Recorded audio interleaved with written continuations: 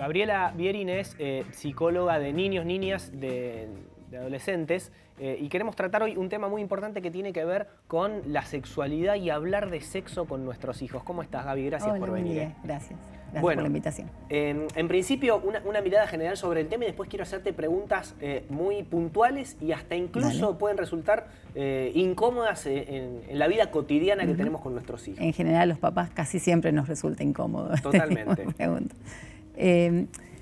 Es un gran tema este, ¿no? Daría por ahí para Claro. 3, 4 programas. Sí, sí, sí. Pero algunas cosas vivimos en una época por ahí interesante con respecto a... Todos pedimos tips, ¿no? Sí.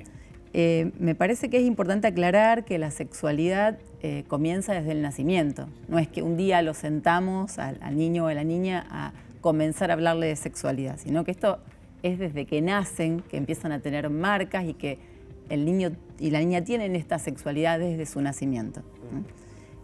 Por otro lado, esto tiene que ver con cuestiones que pasan en el cuerpo, con cuestiones biológicas, porque bueno, hay por supuesto determinados periodos que van siendo bisagra, ¿no? La menarca en la niña, o sea, cuestiones que tienen que ver con lo corporal. Pero también hay un montón de cuestiones que son psíquicas y que tienen que ver con el vínculo con el otro, ¿no? Y que este vínculo es primariamente con los papás y que está sumamente atravesado por todo lo que tiene que ver con lo sociocultural, ¿no? Entonces, son cuestiones a las que hay que estar atentos y que permanentemente están ahí en juego, aunque no se hable de sexualidad. La manera ideal es comunicarnos de la manera correcta que se habla. Hay muchos diminutivos para hablar del pene, de la vagina. En este sentido, puntualmente, a un chico, una nena, un niño, ¿cómo tenemos que comunicarnos como padres? Intramuros, en el hogar, digamos, Sí. uno puede nombrar a los genitales del modo que le resulte más cómodo, ¿no? Esto también es importante, que haya cierta comodidad, sobre todo para los padres, para poder hablar con libertad. Claro. Ahora, me parece que es muy importante decirle al niño cómo realmente se llaman los genitales. Claro. Y ahí podríamos hasta pensar, vos decís, el pene y la vagina. En realidad, sobre todo con el genital femenino, hay toda una historia, ¿no? El genital femenino Sí. tiene un montón de nombres, Sí, sí, sí. rarísimos algunos, Claro. y a veces hasta tan particulares como la cantidad de familias hay. Claro. Y científicamente se dice vagina, pero en realidad lo que el niño ve no es la vagina, ¿no? Es tan tabú el órgano sexual femenino y tan atravesado por cuestiones socioculturales, que en realidad lo que el niño ve cuando pregunta qué tiene la hermanita es la vulva, no es la vagina. Sí, la sí, vagina sí. es un conducto que no lo vemos a simple vista. Totalmente. ¿No? Y uno lo que ve es que se está familiarizando mucho el tema. De hecho, hay una novela en Telefe Rosario que habla de Pequeña Victoria, que está, podríamos decir, en el horario de la cena y que genera una situación complicada incluso hasta a veces para los adultos. Digo, por ejemplo, el caso de Pequeña Victoria, para explicárselo a un nene o una nena. ¿Es un tema que acorde a la edad que tienen se le puede explicar o no hace falta dar tanta información en una primera infancia? A veces los adultos nos complicamos y suponemos que los niños no entienden situaciones que para ellos, porque Sí. viven en otra época, justamente están más que naturalizadas y no les genera todo lo que nos genera al adulto.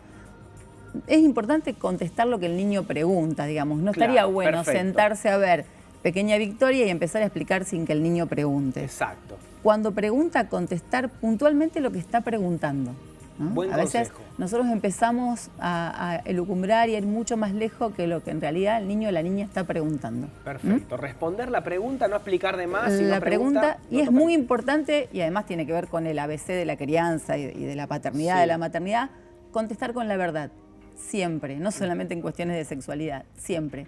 Una verdad cortita, acotada, clara, pero la verdad. Perfecto. ¿No?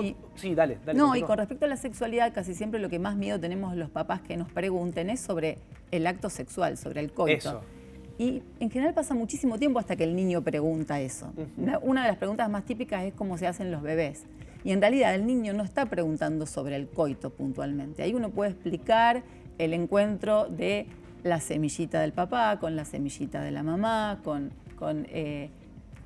algo que empieza a gestarse a partir de ahí. Y el niño no está preguntando cómo entra la semillita, el Claro. espermatozoide, que uno puede utilizar ahí, también debe utilizar el nombre que la semillita de papá es el espermatozoide, la de mamá es el óvulo, pero no pregunta en general, ¿no? Por supuesto, de entrada, cómo se juntan esas dos semillas, Exacto. digamos, ¿no? Es más lo que uno carbura en su cabeza que... Exactamente. Bueno, y hoy que en la día... simpleza de la pregunta. Exactamente. En algún momento, por ejemplo, en esta novela puede llegar a surgir otra explicación, ¿no? Que hay un modo de que estas dos semillas se encuentran a lo mejor en un laboratorio y son puestas en la panza de otra mamá. Claro. Pero hay que esperar que estas preguntas surjan.